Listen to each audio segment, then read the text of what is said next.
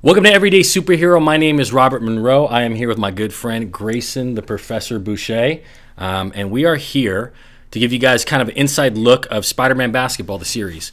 We are now currently working on part 10, and we figured we would give you kind of like a DVD commentary background on all the episodes that we've had so far. We're looking at number 1, and this was kind of like the genesis of everything. That was kind of the start of everything. It was very different than all the rest of the stuff. Grayson, if you kind of want to talk a little bit about the beginning of this particular video and how everything has happened and transpired with Spider-Man basketball since this one up until now. Totally. I mean, it's insane because just to think that we started this out just with a little idea, you know, in my living room out here in Los Angeles, California, and we were just trying to come up with a viral concept. And originally, you know, this started with a prank video. Yeah. So this wasn't actually a series, you know, to begin with. We didn't plot this out. It was really just, hey, how can we do numbers? Superheroes are popular. Let's think prank. Pranks go viral. Yep. And Spider-Man suit's incredible because it covers every part of the body, which would leave people wondering who it was, or at least that was our goal. Yeah, exactly. To kind of give a background, you guys, before we start the video, me and Grayson have always been in the similar space as far as, like, I was in the street ball circuit at the time you were going and trying out for &1, the ESPN days, and then became kind of like a videographer, producer / creator of stuff like this. Yeah. And so we collabed early in, this was 2000 and, gosh, when was the first one? I'm already losing track. 2013. Yeah. So in 2013, we collabed on a couple of different things, and this was the first thing that we really felt like was going to do some numbers. And I know when we first put it up, I knew it was going to do well, but not like this. We were shocked at the amount of like feedback that it got because you had more confidence than I did. Yeah, I mean, funny enough, I remember you had used the word viral, but you had a different definition for it at that time. Total different definition. So when I was saying, I thought it would do well because I thought, hey, my other videos did well, add a comedy element to it, why wouldn't it do better? But in my mind, I'm thinking like, okay, most of my videos were like 50K to 150K. I think I had one that was like almost $500,000. That was like a home run. So I'm thinking this could do 200-300K. I'm like, we're winning. Totally. And that was kind of my idea too. Like, I felt like maybe just because of, again, it being in the space where I knew superheroes and I was a comic nerd growing up and Star Wars, and all, I knew it would do well.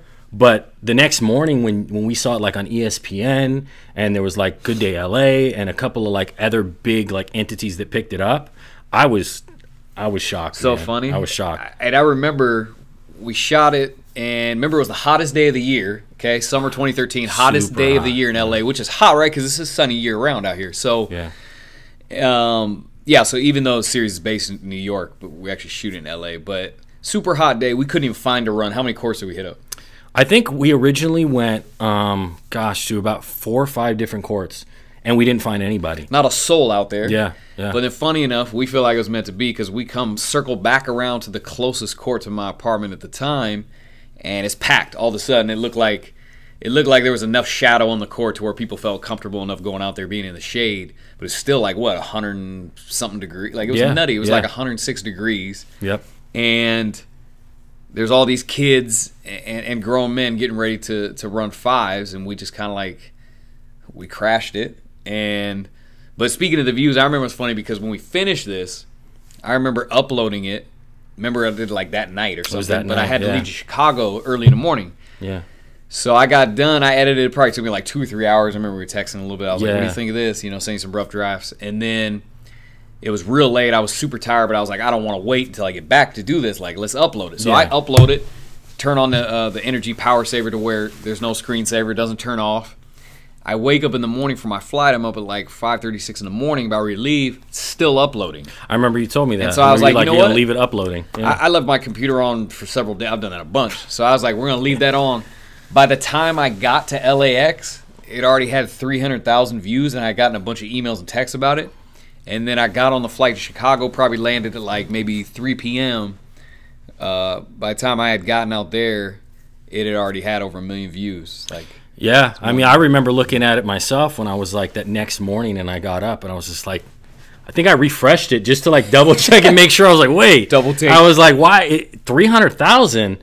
You know, and so for me, that was kind of like the number that I was hoping to reach like a month down the road. Right. You know what I mean? I didn't think it was going to get that within 12 hours or whatever it was. So that was a shock for me because the genesis of it was really like we were sitting in your apartment, and we're trying to come up with concepts, family friendly concept, Jesus friendly concept, because we felt as though like the only thing that was popular at that time was like pranks or like fights or like, you know, vulgar stuff, and we, you know, as believers, that was something we wanted to stay away from completely. Right. And so we were in, I think this was like we were eating lunch in your apartment, and you were sitting in your bedroom. I was there. I was like, hey, what about if we dress you up as, you know, a superhero and have you go play basketball? And I think I spit it out thinking that like, yeah, whatever. Like, you know what I mean? That's like so far off from anything we've ever done. I loved it though, off top, because I just thought it was so funny. I couldn't wait to do it just to laugh. Yeah. Like much less, I'm not even thinking about outcome. I'm just like, let's just do something silly. You know what I mean? Yeah, Let's go all out, because up until that point, it just been, I was just recording street ball games, period. That was it. Well, it's like take the chance, you know? It's like, why not? And I think after that,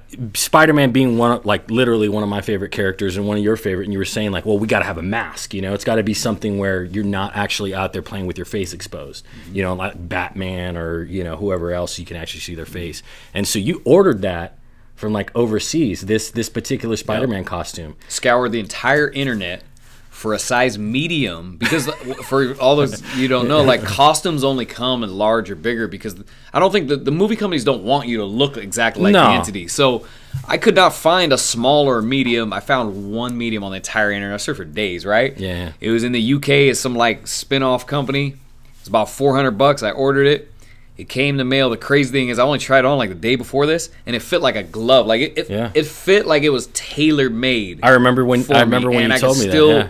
Well, I could barely hoop in it, but it got the job done. Yeah, yeah. And see that was the thing too, is like getting that particular suit. Like nowadays it's a little different. Like even I always went to Comic-Con, so I was kind of already into that cosplay thing, but it wasn't big back then.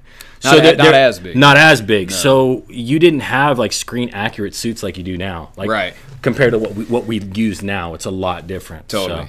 So, but let's go ahead and get into the video. We can kind of comment as we're going along. So let's start it. Yeah.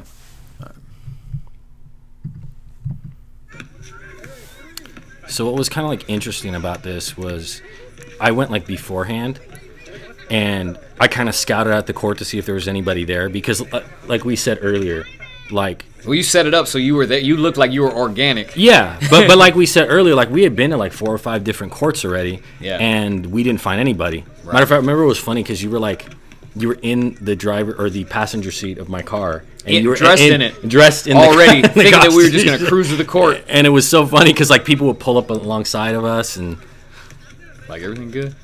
How did you?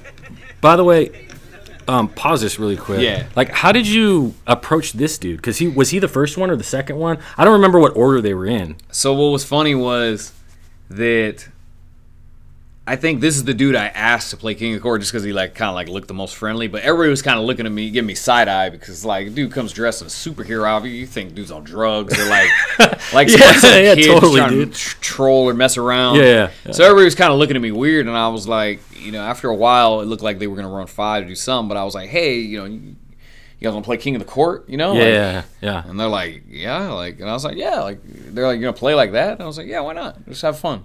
Because it was funny. It's weird. I don't think I ever asked you that, because I was off to the side, right? Like trying to set up the camera and get everything ready. And when you were talking to them, I always wondered, like, how did he convince them? Like, you know what I mean? Was it just like... You know, it's funny. Very little dialogue. People just kind of agreed to it. Yeah. And what was funny also about this dude in the OKC jersey is that he was a dude, he was the only person to actually recognize or kind of like have an idea of who I was. He asked me midway through this day, he's like, did you ever watch Am1? Like... Oh, no way. Do you know who the professor is? That's interesting. Like, I didn't know that. I was like, maybe. Just let it there. Yeah, all right, here, let's go back.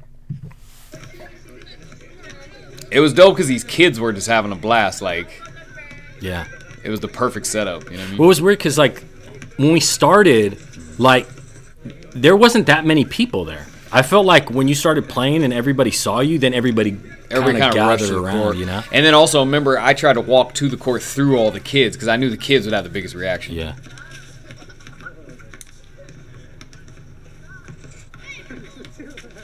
And funny enough, on these jump shots, I'm just chucking it towards the rim, hoping it goes in. I feel like this whole thing was meant to be. I don't even remember if I missed a shot this day. Like, everything was working. I mean, not that this was great comp, but These dudes certainly were taking some pride in their D. Like, you hear me in the background right there. Hold up, that was the funniest part. So the dude, here, let's bring it back. So, like, you'll hear Rob right here. The dude calls in, and dude's like, so, like, are you, like, with them or what? You know what I mean? Like, and I felt bad because I was like, okay, this is like, it was the first time we done this. So I'd never done a prank before. So I'm like, wait, so do I tell him? Or do I not tell him? Or, like, do I just kind of play it off and pretend like I didn't hear his question? And I was like, no, I mean, that's what they said. Like, I'm not here with them. Like, I just happen to have a camera with me. Your answer's so funny. I was like, I had this hesitation, and then afterwards I was like, oh, man. You almost said it, like, backwards, too. You're like, this I am not. Yeah. Part of, something funny. It caught me off guard because I was like, do I say something or not? And then I felt bad afterwards, and I told him the truth. So I was like, I got to go home and repent for like, telling this dude that it wasn't, our thing. But it was. And afterwards... You didn't owe him that? No, but it was funny, though, because after when I told him, you can hear me, but after when I told him, he was like, oh, okay, I knew it already. He's like, I already knew. Gotcha. It was funny. Yeah, look at... That's what they said. No. That's hilarious, man, because that's like the only time you hear my voice in all the videos. Right. I was always like, why did Gray leave that part in? But then it was a good highlight, so I was like... Yeah.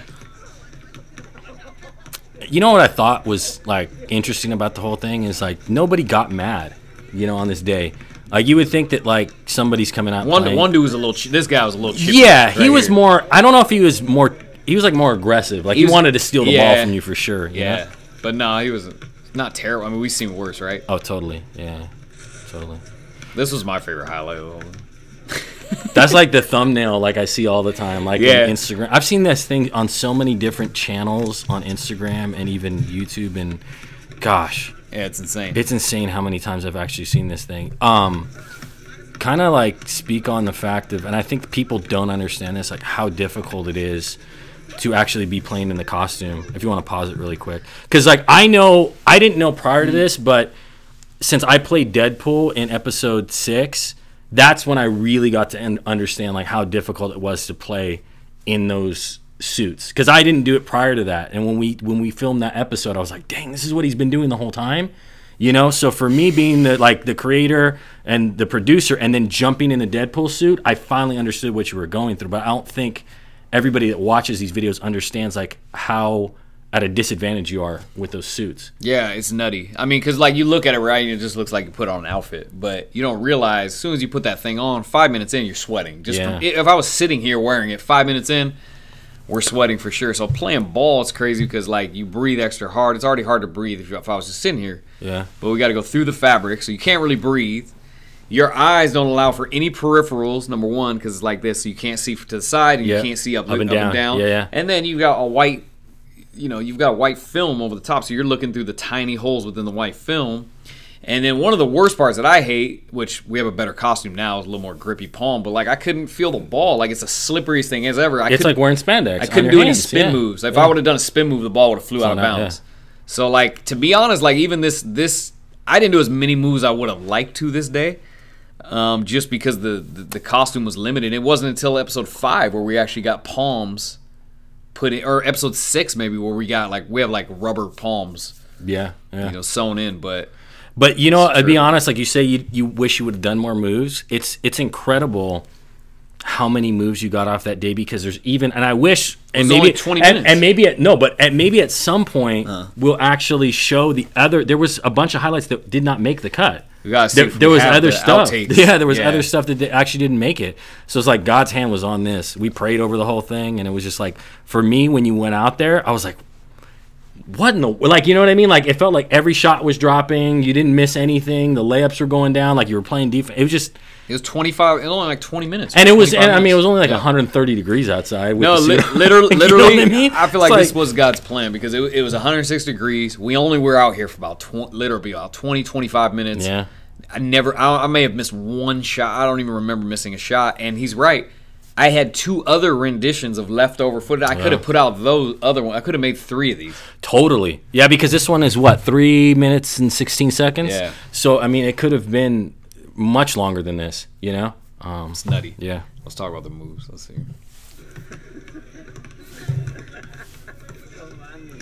This guy was funny. He kept laughing. And this guy was serious, too. I think once they saw how good you were, that was hilarious. Actually, that's probably my favorite highlight on there. Just because the dude goes, oh. Huh. Yeah. I think once they saw the first guy play and they saw that you were serious about it, the next guys were a little bit more like, serious. Yeah. Thank you.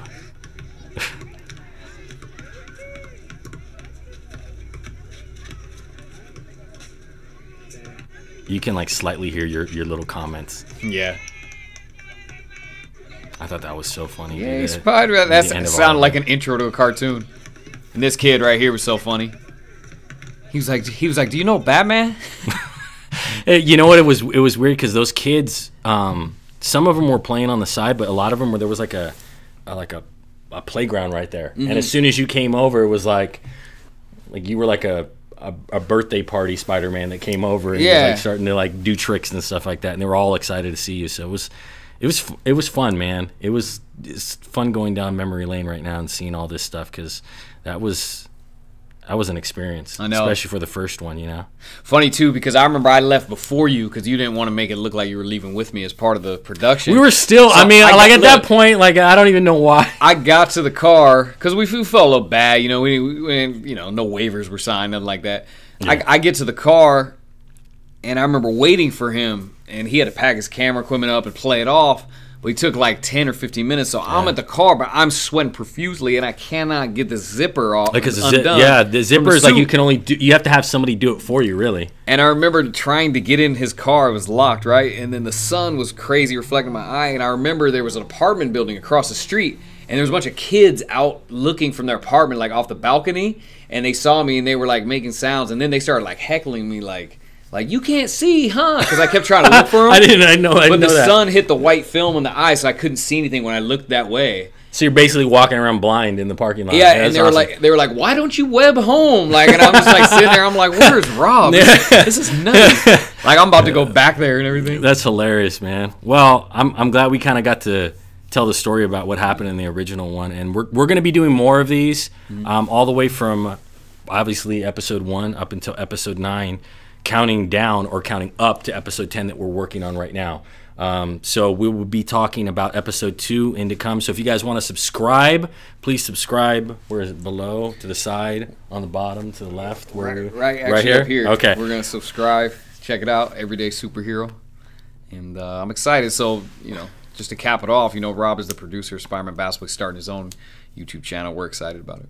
Awesome. Thank you guys, and we'll see you guys soon.